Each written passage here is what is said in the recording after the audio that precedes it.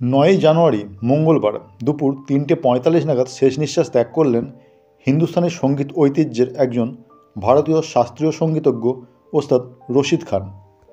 মাত্র 55 বছর বয়সে তিনি তার জীবনের ইতি টানলেন।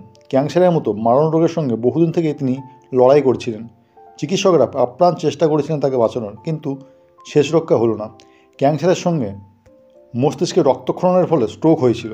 অবশেষে কলকাতার একটি বেসরকারি হাসপাতালে মারা যান রামপুর সহসান ঘরানার শিল্পী ওস্তাদ রশিদ খান। তিনি মহান সঙ্গীত শিল্পী ছিলেন। 2006 সালে তিনি পদ্মশ্রী ও সঙ্গীত একাডেমি পুরস্কার পান। 2022 সালে তিনি পদ্মভূষণ পুরস্কার লাভ করেন।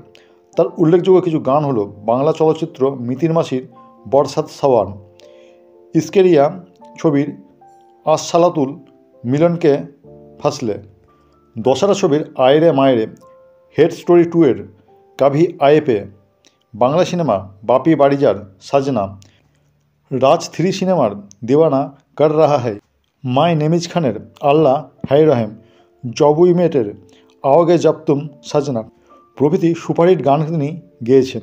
এই শিল্পী ওস্তাদ রশিদ খান জন্মগ্রহণ করেন উত্তরপ্রদেশের বুদাউনে 1968 সালের 1 জুলাই। তিনি তার মামা ওস্তাদ নিসার হোসেন খানের কাছ থেকে প্রাথমিক প্রশিক্ষণ গ্রহণ করেন। তবে ছোটোবেলাতে তার গানের প্রতি আগ্রহ কম ছিল। তার মামা ওস্তাদ গোলাম মোস্তফা খান প্রথম তার মধ্যে সঙ্গীত প্রতিভা লক্ষ্য করেছিলেন এবং কিছু সময়ের জন্য রশিদ খানকে মুম্বাইতে প্রশিক্ষণ দিয়েছিলেন। তবে নিসার খানের কাছ থেকে তিনি প্রথম প্রধান প্রশিক্ষণটা পেয়েছিলেন এবং তিনি বাড়িতেই প্রশিক্ষণ নিতেন। নিসার হোসেন খান একজন কঠিন নিয়মানুবর্তীর মানুষ ছিলেন। তিনি ভোর 4টে থেকে রশিদ খানের কণ্ঠের প্রশিক্ষণ দিতেন এবং তাকে দিয়ে ঘন্টার পর ঘন্টা স্কেলের একটি নোট অনুশীলন করতেন। এই একটি মাত্র নোট অনুশীলন করতে পুরো দিন ব্যয় করা হতো। ছোটোবেলাতে রশিদের এসব পছন্দ না হলেও পরবর্তীতে তিনি সুশৃঙ্খল হয়ে যান এবং কণ্ঠে মনোনিবেশ করেন। 18 বছর বয়সে তিনি সত্যিকার অর্থে তার সঙ্গীত প্রশিক্ষণ উপভোগ করতে শুরু করেছিলেন এবং হয়ে উঠেছিলেন একজন সফল সঙ্গীত শিল্পী। তিনি তার কর্মজীবন মাত্র 11 বছর বয়সে প্রথম সঙ্গীত অনুষ্ঠানটি করেন। তিনি দিল্লির ITC সঙ্গীত অনুষ্ঠানেও সঙ্গীত পরিবেশন করেছিলেন।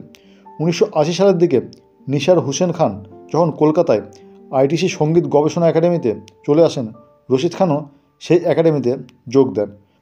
রশিদ খানের পরিবেশনগুলি তার সুরেলা বিশদ বর্ণময় আবেগের আদিকের জন্য আলাদা। তিনি বলেন, মাঝে মাঝে বন্দিশ গান গাওয়ার সময় অথবা গানের অর্থ প্রকাশ করার সময় আলাপ অংশে আবেগপূর্ণ বিষয়বস্তু থাকতে পারে। এটি তার শৈলীতে আধুনিকতার ছোঁয়া নিয়ে আসে। তিনি খাঁটি হিন্দুস্তানি সঙ্গীতকে লোকসঙ্গীতের ঘরানার সাথে মিলিয়ে নিয়েও পরীক্ষা করেছেন। তাকে নিয়ে পণ্ডিত ভীমসেন যোশী মন্তব্য করেছিলেন যে রশিদ খান হলেন ভারতীয় কণ্ঠসঙ্গীতের ভবিষ্যতের নিশ্চয়তা। ওস্তাদ রশিদ খানের দাম্পত্য সঙ্গী হল জয়িতা বসু খান। এই রামপুর সহসান ঘরানার ভারতীয় হিন্দুস্তানি শাস্ত্রীয় সঙ্গীতজ্ঞকে আমরা আর কোনোদিনও গান গাইতে দেখতে পাবো না, বা নতুন করে তার গান আর রেকর্ড হবে না। চিরবিদায় নিয়েছেন তিনি আমাদের থেকে। তার আত্মার চিরশান্তি কামনা করি। আমাদের চ্যানেলের পক্ষ থেকে তার প্রতি অনেক অনেক শুভেচ্ছা বার্তা রইল। তিনি যেখানে থাকুন যেন ভালো থাকুন। তো ফ্রেন্ডস, এই ছিল আজকের ভিডিওটি ভালো লাগলে লাইক, কমেন্ট, শেয়ার করে দেবেন। আর আমাদের চ্যানেল নতুন হয়ে থাকলে অবশ্যই চ্যানেলকে সাবস্ক্রাইব করে আমাদের পাশে থেকে সহযোগিতা করুন। তো ভিডিওতে মূল্যবান সময় দেওয়ার জন্য আমাদেরকে অসংখ্য ধন্যবাদ। কথা হবে নেক্সট ভিডিওতে।